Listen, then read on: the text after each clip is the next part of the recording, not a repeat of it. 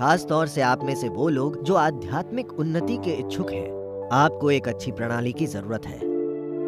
एक अच्छी प्रणाली का अर्थ है कम से कम मात्रा में घर्षण। कम से कम घर्षण, कुछ भी इकट्ठा नहीं करना, सब कुछ साफ है। अब ये सहजता और सरलता से काम करता है।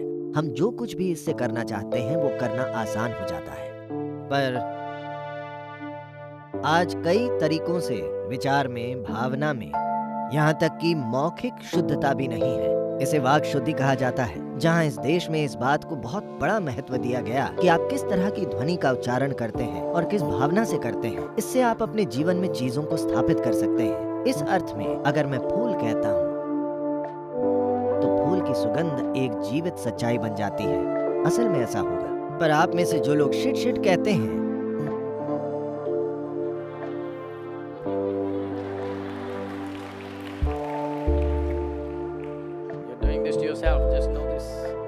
आप ये खुद के साथ कर रहे हैं, ये जान लीजिए। आपके मन में, आपके शब्दों में जो ध्वनियां आप उच्चारित करते हैं और सुनते हैं, और अपने लिए और आसपास के सभी लोगों के लिए आप जिस तरह का वातावरण बनाते हैं, ये सब चीजें महत्वपूर्ण हैं। अरे ये सब क्या है, किसी ने मुझे ये नहीं बताया।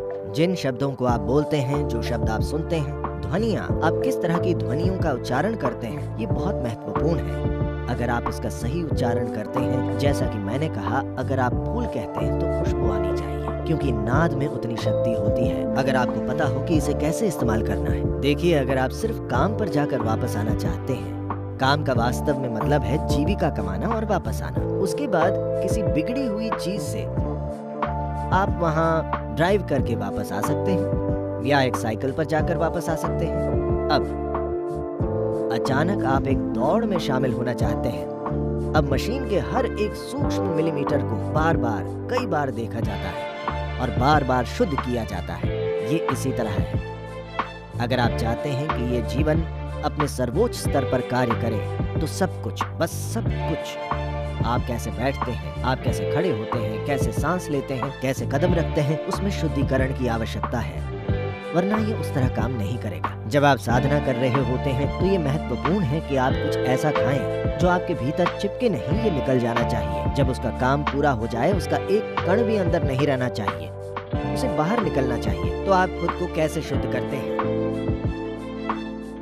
एक सरल चीज है, कम से कम महीने में 2 बार, एक दिन 24 घंटे का समय बिना किसी भोजन के गुजारना चाहिए। सिर्फ पानी। ये यहाँ मौजूद हमारे ब्रह्मचारी और यहाँ कई दूसरे लोग हर एकादशी के दिन ऐसा कर रहे हैं। ऐसा करने के लिए वो दिन सबसे अच्छा भी है। और 24 घंटे मतलब आज शाम को आप खाते हैं और अगला भोजन अगले दिन शाम को लेते हैं और सिर्फ पानी पीते हैं। अगर आप शुरू में बहुत थका हुआ महसूस करते हैं तो कुछ समय बाद ये ठीक हो जाएगा। अगर आप पर्याप्त साधना करते हैं तो ये एक समस्या नहीं होगी। इसके अलावा अगर आप थका हुआ महसूस करते हैं तो आप उसमें एक नींबू निचोड़ सकते हैं और आप उसमें एक चम्मच शहद भी मिला सकते हैं। ये आपको चालू रखेगा। महीने में 2 बार ऐसा करना और नियमित रूप से अपनी साधना करना सुनिश्चित करेगा कि शरीर साफ है। लेकिन शुद्धता पर आने का सबसे सरल तरीका है आनंद की अवस्था में होना।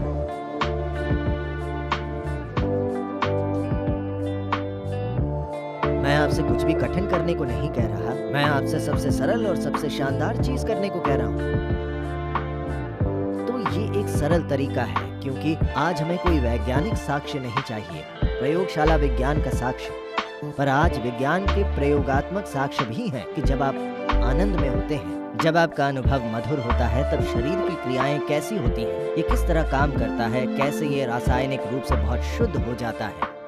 क्योंकि मानवीय अनुभव कई तरीकों से आपकी केमिस्ट्री में आधारित है। तो अगर आपकी केमिस्ट्री शुद्ध नहीं है, आप अपने भीतर जो पैदा करते हैं, अगर ये उससे मैली हो रही है, तो शुरू में ये नाखुशी का सवाल है और बाद में ये खराब सेहत बन जाता है और हर तरह के कष्ट भुगतने पड़ रहे हैं। अगर आप इसका ध्यान रखें, मैं इसका ध्यान कैसे रखूं सदगुरु? अरे इनर इंजीनियरिंग है। अभी आपने सोचा, देखिए ये इस तरह है, आप पहले स्कूल गए, आपने ABCD सीखा, ठीक है, शुरुआती चीज आपके प्राथमिक शिक्षक, लेकिन फिर आप BSc, MSc, PhD बन गए। ये बंद रास्ते जैसा लगता है, PhD।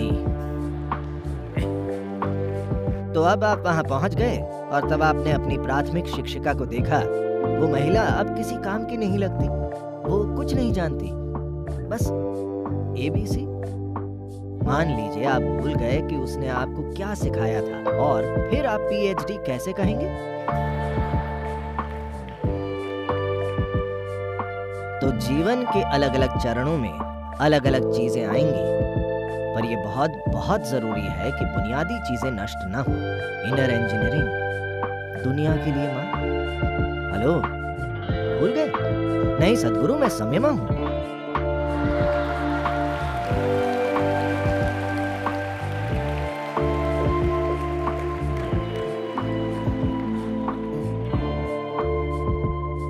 अगर आप ABC भूल गए तो कोई PhD नहीं, है ना? ये ऐसी ही चीज है। तो इनर इंजीनियरिंग के 5 पहलू खुद को एक क्रैश कोर्स कैसे दें? अगर आपको दिन में 1 बार इसकी जरूरत है तो 1 बार करिए, अगर 2 बार इसकी जरूरत है तो 2 बार कीजिए, अगर आपको 24 बार जरूरत है तो 24 बार कीजिए, अगर 24,000 बार जरूरत है तो 24,000 बार कीजिए। खुद को इनर इंजीनियरिंग के 5 बुनियादी सिद्धांतों की याद दिलाइए। आनंद में रहने का ये एक सरल तरीका है।